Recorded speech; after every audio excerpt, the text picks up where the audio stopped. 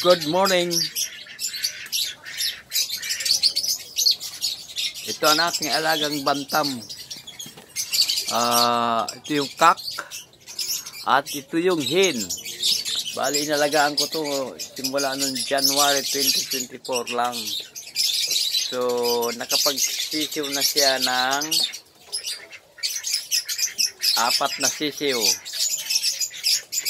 So,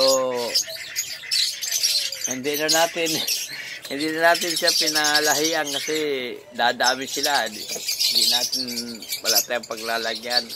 Pinaitlog na natin siya ng pinaitlog. Ito, ang dami itlog. Nung unang itlog, binigyan tayo ng 11. Ngayon, binigyan tayo ng 20. So, ano na, 31 itlog na. Ayan. Mayroon pa isa doon, oh. Ayun. Pag nangitlog siya, gumugulong lang doon. Kinukuha ko lang pag umaga. Kaya nangitlog na naman siya, oh. So, napakadami, oh. May panlaga na tayo. Ayan. Ayan yung hen. Medyo hindi natin pinahalihan kasi malulusyang siya. So, itlog na lang siya ng itlog. So, yung 4 niyang sisiw, oh. Paitlogin din natin to. 2 cock, 2 hen. Ayan. Ginawa natin siya ng kulungan. Okay lang maliit ang kulungan. Alam yung problema yan. Tapos doon sa banda ron, nandun yung ibon. Ayan. Magkatabi sila ng kulungan. Nilagyan natin to ng screen para yung kanilang mga dumi, hindi nila maapakan. Saka filteration na rin natin sa ubas. Kasi yung ilalim yan, ubas yan, 3 puno yan. So, ang tatabangan ng ubas natin dito kasi napakagaling na fertilizer ang kanilang dumi. So, kaya malaking tulong sa atin ito. Ayan siya, ang aking mga alaga. Mag-aanin naman tayong itlog. Ayun, no? Kunin ko na naman yan. Isa. Hinuhulog lang niya dyan, eh. Eh, sa mga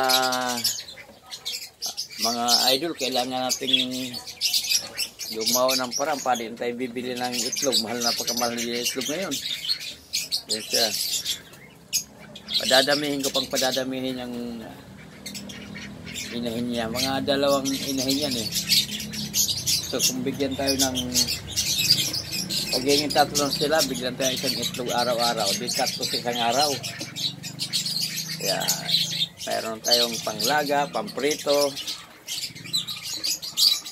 Yan ang kagandahan sa nag-aalaga ka ng mga manok. May pakinabang. Ayan. Dito to sa sa aking rooftop. Kaya kahit maliit man ang ating space, pinagkasya natin sila. Sa mga idol. So, maglalaga na tayo mamaya. Oh, dami, oh. Daming panlaga. Mayroon pa isa doon. Yun. Pinuhulog nga niya dyan. Kukulat nga lang pag umaga mayroon naman isa, eh. Ay, naipon natin yan. Dami. Kaya pag mag-isis kayong konti, pwede mag-alaga ng bantam chicken. Kasi maliit lang siya. Hindi siya masyadong matakot sa pagkain. Kunti lang ang kinukusumo niyang pagkain. Yan, yung 2 yan. So, ganyan na lang yung nila, sitwasyon. Mayroon silang divider para hindi nga lang kas yung hen. Kasi minsan inaaway yan, joto ka. Kaya, ang pakinabang sa kanya, lang itlog. Kaya, dami ng itlog. Ayan, may itlog nyo.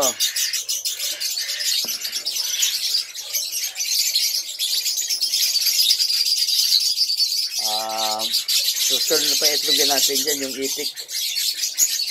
Medyo malalaking itlog ng itik, eh. Okay, thank you for watching my vlog.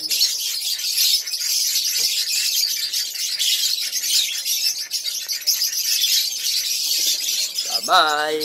Have a nice day, everyone.